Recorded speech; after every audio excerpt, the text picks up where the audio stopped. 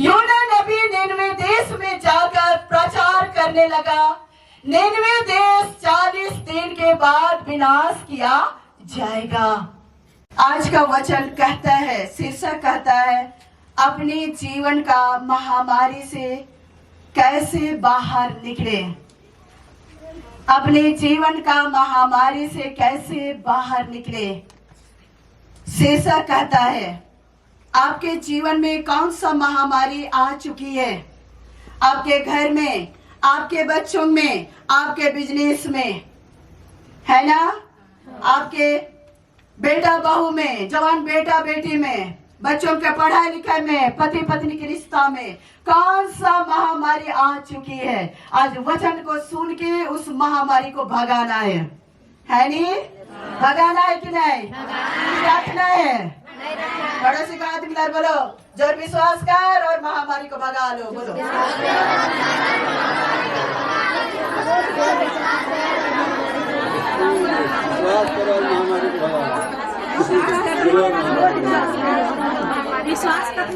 Okay, सबको जय यीशु। सबका कान खुला है। हाँ, अब चलते हैं वचन की ओर। हमें क्या कहता है वचन। योना का ग्रंथ अध्याय 3 का 4 में कहता है, योना ने उसमें प्रवेश किया और 1 दिन की यात्रा पूरी करने के बाद वह इस प्रकार उपदेश देने लगा, 40 दिन के बाद निनवे का विनाश किया जाएगा। या प्रभु की वाणी है। ईश्वर को धन्यवाद। Hallelujah, hallelujah, hallelujah, hallelujah, hallelujah. ख्रिस्त में मोरे दुलारे आयो बा भाई बहन मान, यहाँ पहला वचन कहता है, पहला वचन कहता है, निनवे देश के लोग पूरी तरह से पाप जीवन बिता रहे थे, पूरी तरह से पाप में डूबे हुए थे। निनवे देश के लोग जैसा चाहते थे वैसा जिंदगी बिता रहे थे। निनवे देश के लोग पूरी तरह से पाप में डूबे हुए थे। उसी पाप को देखकर परमेश्वर ने निनवे देश के प्रति नाराज हो गया था, लेकिन परमेश्वर के ऊपर भी दया है कि हो सके मन फिरा ले। यही समझ के परमेश्वर ने योना नबी को निनवे देश भेजा। निनवे देश भेजा और योना नबी ने निनवे देश जाकर परमेश्वर का वचन को फैलाने लगा। योना नबी निनवे देश में जाकर प्रचार करने लगा।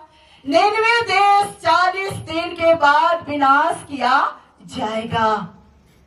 इस तरह से योना नबी प्रचार कर रहा था। इसी वचन को निनवे देश के लोग सुने तो थोड़ी घबरा गए थे, डर गए थे, लेकिन निनवे देश के लोग इस वचन पर विश्वास किए, भरोसा किए और निनवे देश के लोग अपना कुमार्ग को, पाप जीवन को, सांसारिक जिंदगी को छोड़ने के लिए फैसला किए और निनवे देश के लोग छोटा व्यक्ति से लेकर बड़ा व्यक्ति तक, जीव जंतु तक, जितने गाय बैल, सब छोटे बच्चे से लेकर बड़े तक, सबने एकजुट होकर उपवास प्रार्थना में गए। उपवास प्रार्थना में जाकर मन फिराए, पश्चाताप किए, कुमार्ग को छोड़ने का फैसला किए, सांसारिक मार्ग को छोड़ने के लिए फैसला किए, पाप को छोड़ने के लिए फैसला किए। और जैसे ही निनवे देश के लोग पश्चाताप किए, मन फिराए, तो परमेश्वर ने जो विनाश करने का जो धमकी दिया था, उस धमकी को निनवे देश वालों के मन फिराव के चलते, उस धमकी का शब्द को, उस विनाश को, उस धमकी को निनवे देश वालों से हटा दिया। निनवे देश वालों के ऊपर आने नहीं दिया। निनवे देश के लोग मन फिराकर, पश्चाताप करके, परमेश्वर से रिश्ता रख के कुमार्ग को छोड़ने का फैसला करके, पाप को छोड़ने का फैसला करके, पश्चाताप के द्वारा से मन फिरा के परमेश्वर का दिल को खुश कराए, जिसके कारण पश्चाताप के द्वारा से मन फिराकर निनवे देश वाले जो विनाश का धमकी आया था उस विनाश का महामारी से बाहर निकले। Hallelujah, hallelujah, hallelujah, hallelujah. अब ये वचन आप लोग से बात कर रहे हैं। आपके जीवन में कौन व्यक्ति आपको धमकी दे रही है? कौन व्यक्ति आपको धमकी दे रहा है? आपने क्या गलती कर दिए हैं? कौन व्यक्ति आपको कह रहा है, आपके पूरा घराना को कह रहा है कि पूरा घराना को हम खत्म कर देंगे, हम तुझे आगे बढ़ने नहीं देंगे? कौन व्यक्ति आपको कह रहा है? कौन व्यक्ति आपको धमकी दे रहा है? अगर जो भी व्यक्ति आपको धमकी दे रहा है, मतलब यही है आपके जीवन का विनाश का महामारी।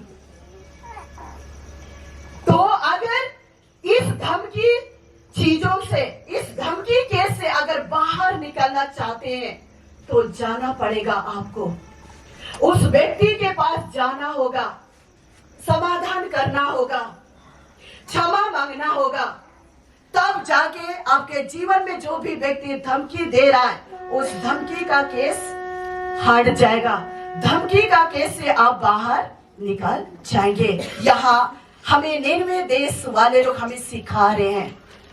परमेश्वर ने निनवे देश वालों को विनाश करने का धमकी दिया था, लेकिन निनवे देश वालों ने जब मन फिराए, पश्चाताप किए तो परमेश्वर ने विनाश का धमकी को आने नहीं दिया। मन फिराने से, पश्चाताप करने से निनवे देश वाले विनाश का धमकी से बाहर निकले। Hallelujah, hallelujah, hallelujah, hallelujah, hallelujah. अब दूसरा वचन